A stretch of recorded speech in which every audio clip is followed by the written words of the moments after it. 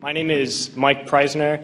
I joined the Army. Is that we've just learned that we've killed over 1 million Iraqis since this invasion, but we already killed 1 million Iraqis in the 90s through sanctions and bombings prior to this invasion. So the number truly is much higher.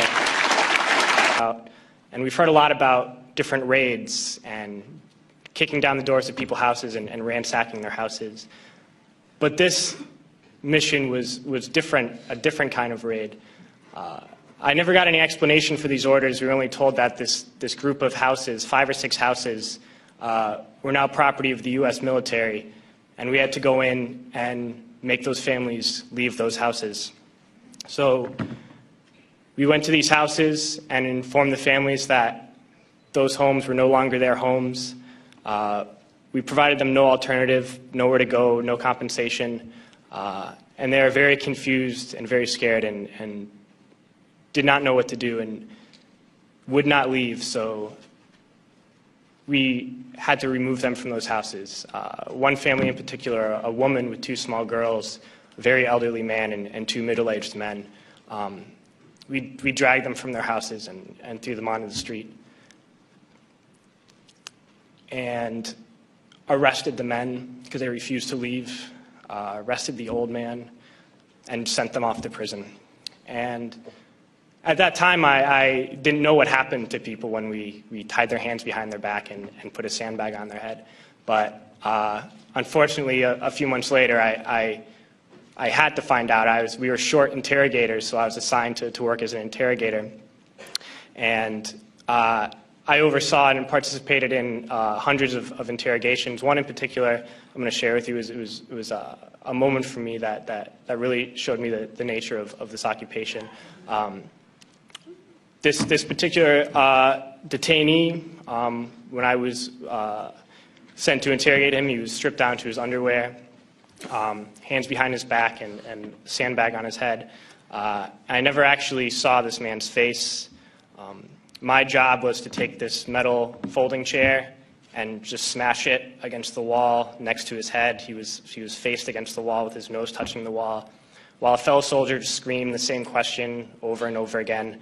No matter what his answer, my job was to slam the chair against his wall. We did this until basically we got tired, and I was told to make sure he stood against the wall for however long, and I was guarding this prisoner, and my job was to make sure he kept standing up, but something was wrong with his leg. He was injured, and he kept falling to the ground. And the sergeant in charge would come and tell me to get him up off his feet. So I'd have to pick him up and put him against the wall. And he kept going down. I just have to keep pulling him up and putting him against the wall. And my sergeant came along and he was upset with me for not, continue to stand. He picked him up and slammed him against the wall several times. And then he left, and when the man went down on the ground again, I noticed blood pouring down from under the sandbag. And so I let him sit, and when I noticed my sergeant coming again, I would tell him quickly to stand up. And then I realized that I was supposed to be guarding my unit from this detainee, and at that point I realized I was guarding the detainee from my unit. And I tried hard to be proud of my service, but all I could feel was shame, and racism could no longer mask the reality of the occupation. These were people, these were human beings. I've since been plagued by guilt anytime I see an elderly man, like the one who couldn't walk, who we rolled onto his stretcher and told the Iraqi police to take him away. I feel guilt anytime I see a mother with her children, like the one who cried hysterically and screamed that we were worse than Saddam as we forced her from her home. I feel guilt anytime I see a young girl, like the one I grabbed by the arm and dragged into the street. We were told we were fighting terrorists. The real terrorist was me, and the real terrorism is this occupation. We're willing to fight. And the ruling class, the billionaires who profit from human suffering, who care only about expanding their wealth, controlling the world economy, understand that their power lies only in their ability to convince us that war, oppression, and exploitation is in our interest. They understand that their wealth is dependent on their ability to convince the working class to die to control the market of another country. And convincing us to kill and die is based on their ability to make us think that we are somehow superior. Soldiers, sailors, Marines, airmen have nothing to gain from this occupation. The vast majority of people living in the U.S. have nothing to gain from this occupation. In fact, not only do we have nothing to gain, but we suffer more because of it. We lose limbs, endure trauma, and give our lives. Our families have to watch flag-draped coffins lowered into the earth.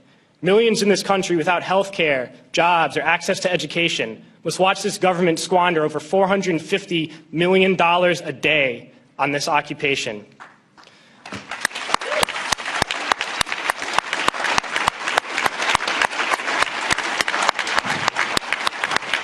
Poor and working people in this country are sent to kill poor and working people in another country to make the rich richer.